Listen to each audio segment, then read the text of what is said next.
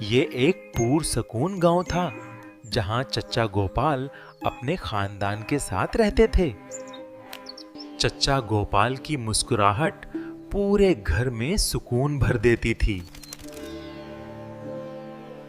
माँ सावित्री हर सुबह घर साफ करके दिन की शुरुआत करती।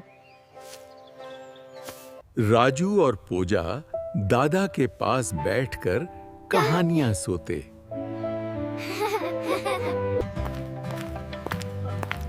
बुआ राधा अपने भाई के घर अक्सर आया करती थी। घर छोटा था मगर दिल बहुत बड़े थे। गाय भी इस खानदान का हिस्सा थी।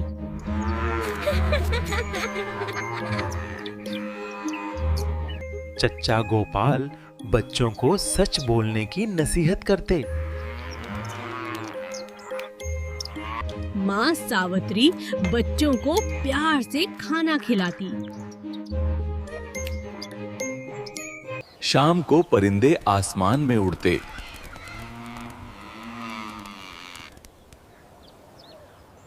एक दिन गांव में खुशहाली कम होने लगी। राजू ने सवाल किया, दादा क्या सब ठीक हो जाएगा? पूरा खानदान मिलकर काम करने लगा।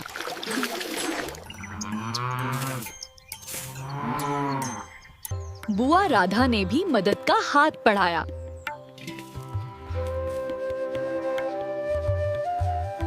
माँ सावित्री ने हिम्मत नहीं हारी।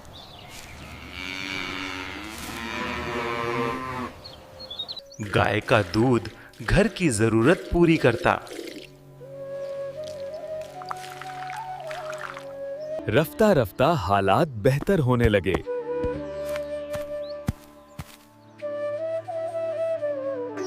बच्चों के चेहरों पर मुस्कुराहट लौट आई।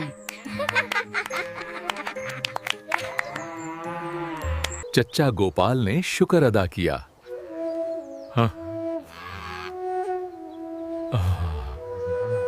गांव वाले भी इस खानदान की इज्जत करने लगे। मोहब्बत ने सबको जोड़ दिया।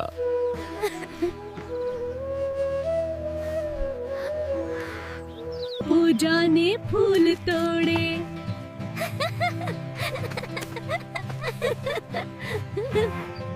राजू ने दादा के कदम दबाए।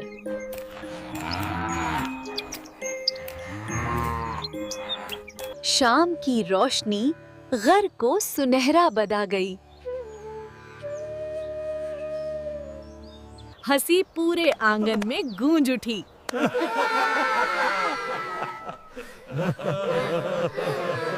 यही असल दौलत है।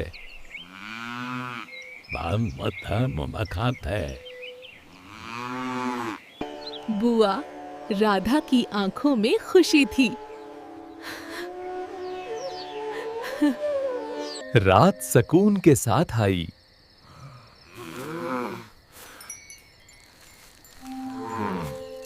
चांद ने आंगन को रोशन किया।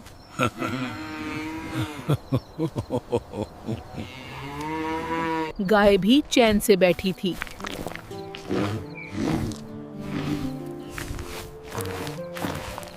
बच्चे सो गए।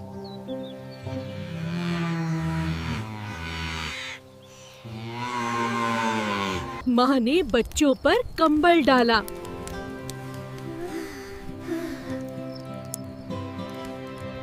चच्चा गोपाल ने सितारों को देखा।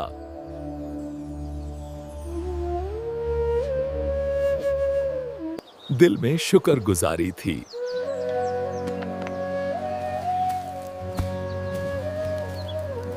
नया दिन नई उम्मीद ले आया।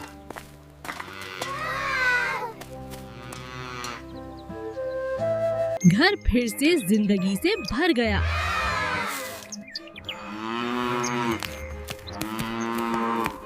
सबने मिलकर नाश्ता किया।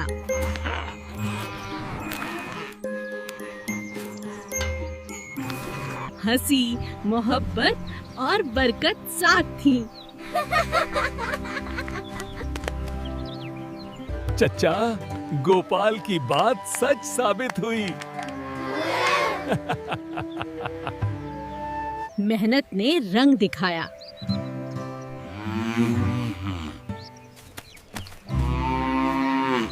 ये घर मिसाल बन गया।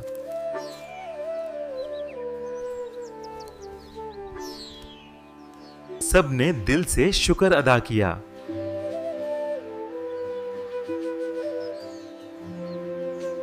सब ने दिल से शुक्र अदा किया।